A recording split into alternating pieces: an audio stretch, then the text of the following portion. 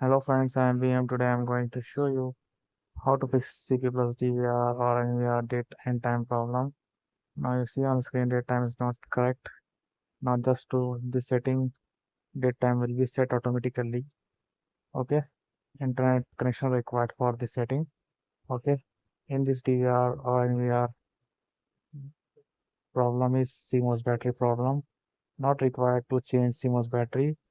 Just do one setting and fix this problem. Okay. Now you see on the screen date time is not correct. Now I am going to show you how to fix this date and time problem. Okay. Now just right click on screen. Now you see date time is not correct. Right click on screen.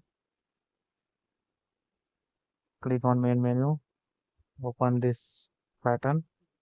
Okay. Now click on system. Click on general. Now click on date and time. Now you see date time is not correct. Now click on NTP option. Okay. Click on OK. Click on apply. Now back button. Right click. Now check on main screen. Date time is set automatic. Okay.